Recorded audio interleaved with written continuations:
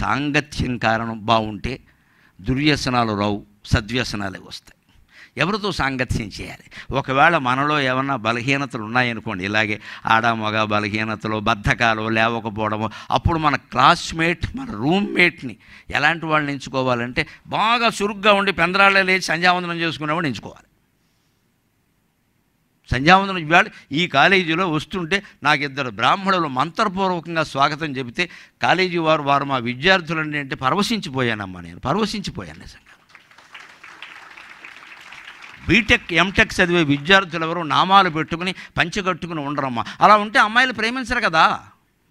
గొట్టంపేట వేయాలి, సిగరెట్ నోట్లో ఉండాలి, స్టైల్గా ఊదాలి, అవి వారికి లేవు. వారి గురువులు వారిని ఏ సంప్రదాయంలో పెంచారో ఆ సంప్రదాయంలో వారు ఉండి నాకు స్వాగతం చెప్పారు. నేను పరమానందపడ్డాను, నిజంగా పరమానందపడ్డాను ఆ స్వాగతానికి. కులవృత్తి ఎందుకు మానాలి మనం? అది దైవం, వేదం ఊరికే వస్తుందా? నేర్చుకుంటే వచ్చేస్తుందా? నీ బీటెక్కి నీకు ఉద్యోగం ఇస్తుందో లేదో చెప్పలేం. వారి వేద విద్య వారికి ఉద్యోగం ఇస్తుంది గ్యారంటీగా. హాయిగా బతుకుతారు. భగవత్ సేవ, మామూలు జీవితంతో పాటు భగవత్ సేవ. ఎందుకు మానాలి మన వృత్తుల్ని? అది మానేసేసి అందరూ బీటెక్ ఎంటెక్ పిహెచ్డీ అమెరికా వెళ్ళిపోతాం. ఏం చేస్తారు? అందరినీ ఇప్పుడు తిప్పి పంపిస్తున్నారు విమానాల్లో. మరి వేదం వాళ్ళు ఎవరైనా తిప్పి పంపరు. గౌరవంగా అక్కడికి పిలిచి 10 రోజులు అట్టి పెట్టుకుని సకల సౌకర్యాలు చేసి లక్షలు ఇచ్చి పంపిస్తారు. అర్చకులు వెళ్ళినా సరే అమెరికాకి కళ్యాణం చేయించండి, లక్షలు ఇచ్చి పంపిస్తున్నారు. ఏ వృత్తి గొప్పది? ఎందుకు కుల వృత్తులు మానేశాం? అందరూ ఒకే చదువు, ఒకే విద్య, ఒకే భాష. ఏమిటి దరిద్రం? అంత పోటీ పెరిగిపోయింది విపరీతంగా, ఆత్మహత్యలు పెరిగే, ఉద్యోగాలు లేక. దీనికి పరిష్కారం ఏన్షియంట్ విజ్డమ్. ఉత్తమ జీవితం కోసం విద్య, కానీ నీ ఉద్యోగం కోసం విద్య కాదు మిత్రమా. కీటో అపి సుమనస్సంగాత్ ఆరోహతి సతాం శిరక అశ్వాపి యాతి దేవత్వం మహద్భిః సుప్రతిష్ఠితం. ఎవరితో సాంగత్యం చేయాలి? మనలో లోపాలు ఉండొచ్చు. లోపం లేని మనిషి లోకంలో ఉండడు. లోకం అనే మాటకి సంస్కృతంలో లోపం అని అర్థం.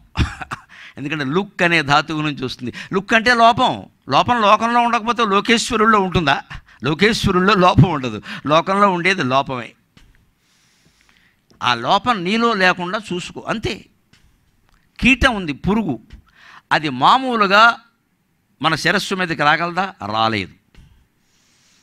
కానీ పువ్వులో చేరుతుంది పురుగు.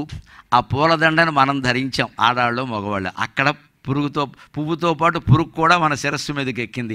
పువ్వుతో పాటు పురుగు కూడా దేవుడు పాదాల దగ్గరికి వెళ్ళింది. అంటే ఆ కీటం పువ్వుతో స్నేహం చేసిందమ్మా, అందుకని భగవత్పాదాల దగ్గరికి వెళ్ళగలిగింది. మనలో కీట బుద్ధులు ఉన్నాయి, పొరపాటుని చెడు బుద్ధులు ఉన్నాయని మనకు అనిపిస్తే ఎవరికి చెప్పకూడదు.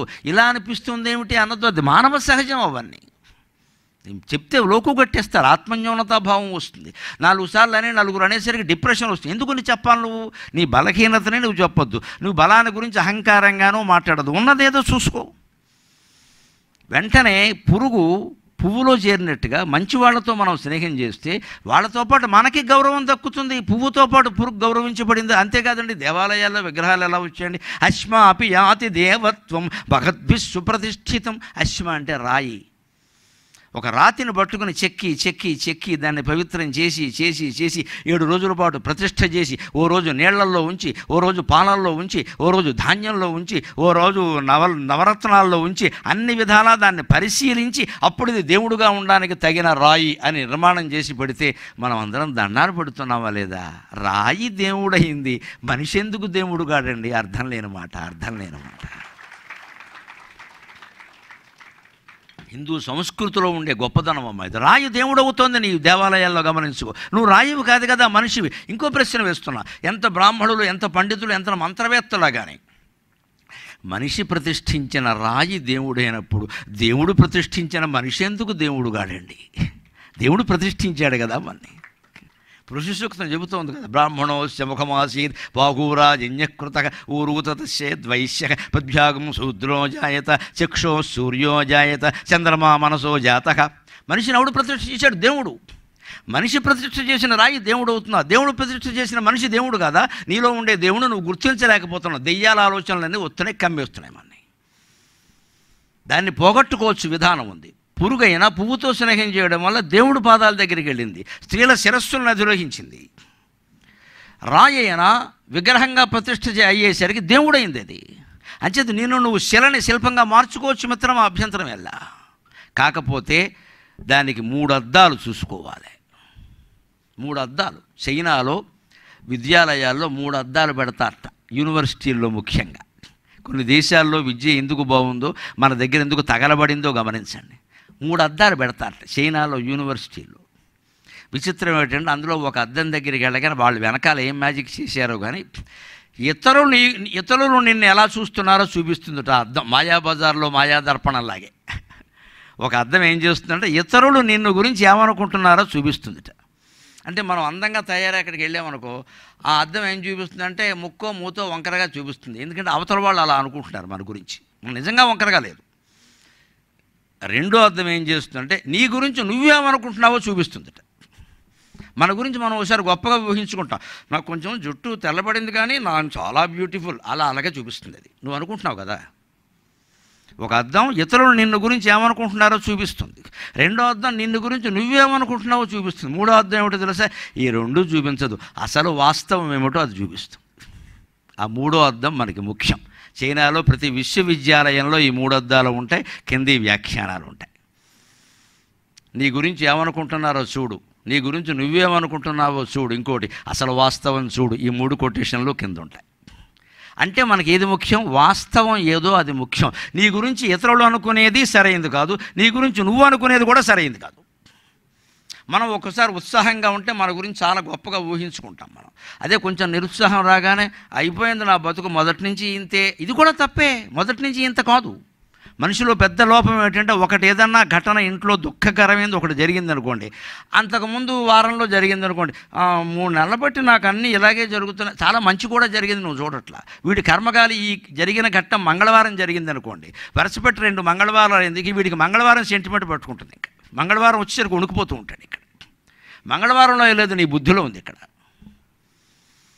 ఈ వారాల సెంటిమెంట్ ఏంటంటే దరిద్రం. ఇక్కడ ఇవి మనం పెంచుకుంటూ ఉంటాం. మరి సుఖాలు కూడా బోళ్ళు వచ్చాయి కదా, అవి ఎందుకు పెంచుకోవు? సుఖ దుఃఖ మిశ్రమమేనండి జీవితం. సుఖం లేకుండా దుఃఖం ఉండదు, దుఃఖం లేకుండా సుఖం ఉండదమ్మా. దాన్ని గమనించుకోగలగాలి ఖచ్చితంగా. అలా ఉంటే ఈ అద్దాలు మనకి జీవితంలో ఎంతో ఉపయోగపడతాయో చూడండి. అందువల్ల మంచివాళ్లతో సాంగత్యం చేస్తే మనం చెడ్డ ఆలోచనలు పొరపాటును కొన్ని ఉన్నా మంచివాళ్ళుగా మారతాం. అంతేకాదు, మంచితనం అనేది మనలో ఉంటే చిన్న గుణం కూడా ప్రకాశిస్తుంది. దానికి ఏన్షియంట్ విజరం ప్రాచీన కాలంలో ఒక మంచి పద్యం చెబుతారు. మంచి గుణములు గల ఎట్టి మనుజునందు స్వల్ప గుణమైన ప్రకాశంబునందు. మంచి గుణములు గల ఎట్టి మనుజునందు స్వల్ప గుణమైన అది ప్రకాశంబునందు. శ్వేతగిరి శిఖరంబుపై సీతకరుణి కిరణజాలంబు మెరయిడి పొరయుకరణి. శ్వేతగిరి శిఖరంబుపై సీతకరుణి కిరణజాలంబు మెరయిడి పొరయుకరణి. మంచి మనిషి, మంచి గుణాలు కొన్ని మనలో ఉంటే, కనీసం ఒక 5-6 మంచి గుణాలు ఉన్నాయనుకుందాం, అప్పుడు ఆ తర్వాత ఉండే గుణం చిన్న మంచి గుణమైనా దానికి పెద్ద ప్రచారం వస్తుంది. మంచి గుణములు గల ఎట్టి మనుజునందు స్వల్ప గుణమైన అది ప్రకాశంబునందు. ఎందుకని మంచి గుణాలు కొన్ని ఉన్నాయి, 10-15, తర్వాత ఉన్నది ఏదో గుణం ఉంది. ఆయన పొద్దున్న రోజు 5ంటికి లేస్తారండి, అదెంత గొప్ప విషయమేం కాదు, పని బట్టి లేచాడు. ఆయన ఆఫీస్ ఉంది కాబట్టి లేచాడు, ఆదివారం లేవడం. కానీ ఆ ఆదివారం లేవన్న విషయం ఎవడూ చెప్పడండి. రోజు అంతేనండి, రోజు అంతే. అంటే ఇన్ని మంచి గుణాలు ఉండడం వల్ల ఈ గుణం దానికి జోడింపై మరింత ప్రకాశం. మీరు సోషల్ మీడియాలో కామెంట్స్ గమనించండి. మొదట 5-6 ఏం పెడతారో మిగిలిన సన్నాసులు అందరూ అవే పెడతారు. చూసుకోండి మీరు లెక్క. నేను ఎందుకు అసలు వాటికి వేసి చూడండి. నేను ఇంకోటి ఇంకా అజ్ఞానులు ఉన్నారు, అసలు ఏం చూడరు. ఆ పైన హెడ్డింగ్ దాన్ని బట్టి పెట్టేస్తారు. మంది ఆ హెడ్డింగ్ అన్నీ బోగస్. వాడు వ్యూస్ కోసం పెడుతున్నాడు. అది వీడి వ్యూస్ కోసం ఎదురుల జీవితాలు నాశనం చేస్తున్నాడు.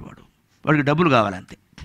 అవి మనం చూడడం ఏంటి, అసలు నొక్కకూడదు. అది ఇక్కడ కామెంట్ కూడా చూడకూడదు. పైగా కొంతమందికి ఏమిటంటే కామెంట్ మనం కూడా పెడితే మనకు ఒక గుర్తింపు. నీ కామెంట్ ద్వారా నీకు గుర్తింపా? నీ మీద ఎవడన్నా కామెంట్ చేస్తే నీకేం పని అసలు చూడడం, కామెంట్ పెట్టడం?